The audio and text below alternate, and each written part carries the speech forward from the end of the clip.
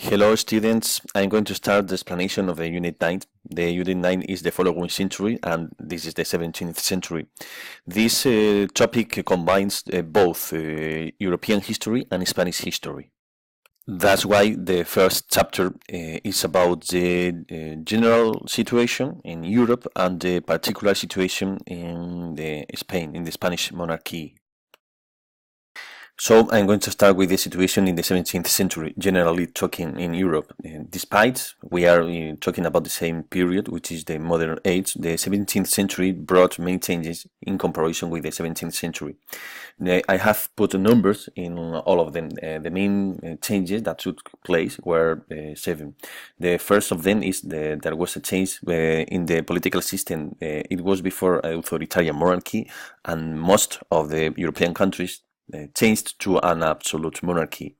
It means that the king had even greater power. The second main change is that Spain had in the 16th century the hegemony, but it was starting losing its power, and the dominant power, the hegemony, changed from Spain to France, and France became the dominant, the most powerful country in Europe in that century. I have said that the monarchies became absolute in most of the cases, but it didn't happen in all cases because there were some countries, such Holanda or such England, that changed to a parliamentary system. It means that there was a balance, an equilibrium between the power of the king and the power of the parliament. The fourth main change is that it started existing a new economic system that was called mercantile or mercantilism that prospered. We will explain that in the following chapters. The number five is that the middle class, the bourgeois, continued growing. In the field of the mentality, the mindset, it was the century of the growing of two way of thinking, which were the empirism, el empirismo, and the rational methods in knowledge, and they were promoted. And in the field of the art, it was not existing the Renaissance art anymore, but it changed to a new one, which is called Baroque, Barroco. Talking more specifically about the international situation, I have to remark that there were two main events in that century that were two wars, dos guerras. The 30 Years' War that took place between the 1618 and 1648, that's why it is called like that, 30 Years' War, and the Franco-Spanish War, that I am going to talk later. In the first case, there was a war, a German war between the emperor, that it was from Germany, and the German princes. You have to remember to take into account that Spain had one emperor that was from Germany, and it was Charles I. But after Charles I, there was not another Spanish emperor anymore. So the emperor now was from Germany, not from Spain. There was a fight between the two of them, the German princess and the German emperor. The first one wanted to keep Germany united, and the German princess wanted to have autonomy. It converted itself into a kind of world war, una especie de guerra mundial, because many countries took place involved in that war. Spain too. Spain was in the side of the emperor.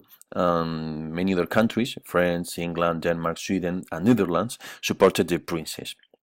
In the case of Spain, they lost the Battle of Rocroi, and it is considered the real decline of the Spanish empire. At the end, the peace, the treaty they signed was the Peace of Westphalia, Las Paces de los Tratados de Westphalia, in the last year of the war, and they agreed that the emperor tolerated the religious freedom into Germany, and Spain had to give independence to the half of the territories they had in the Low Countries, and it got the independence, the so-called United Provinces. And as I told you, the second conflict of the period was the Franco-Spanish War. It was for real a kind of continuation of the 30 Years' War, but just between Spain and France. Spain was defeated, and they signed the end of the war in the Treaty of Pyrenees, and it included some conditions. The first of it was that France received the Catalan territories north to the Pyrenees, which were the Roussillon, El Rosellón. The border, that mountainous border between France and Spain, was considered the real border between the two countries. They are the Pyrenees, and with this treaty, Spain, the Spanish hegemony, ended and the French hegemony started. I'm going to end this chapter with the Spanish monarchy in the century I'm talking to. They are the continuation of the previous dynasty, the Habsburg. They were the son or grandsons of Philip II, but in the 17th century, as Spain had the decline, they lost their hegemony. They are considered weak kings, and they are called minor kings, Austrias Menores, in comparison with the previous ones, which were called Austrias Mayores, because they are considered to have had greater power. These ones had less power. That's why they are called minor Habsburgs. There were not many kings. There were just three.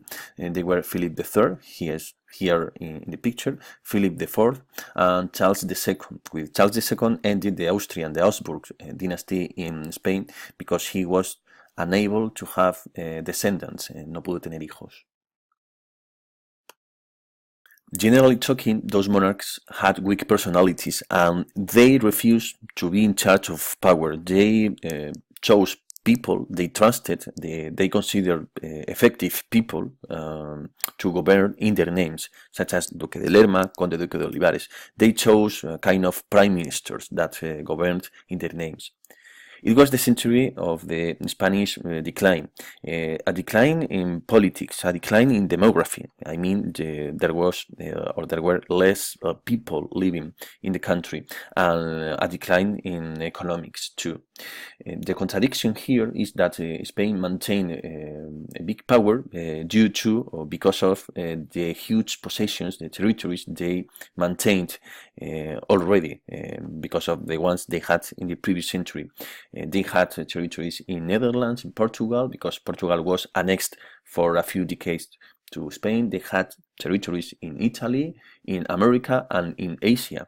If you wonder where in Asia Spain had territories, it was in Filipinas, because the king that governed when they were conquered was Philip II, and the name for those islands were Filipinas.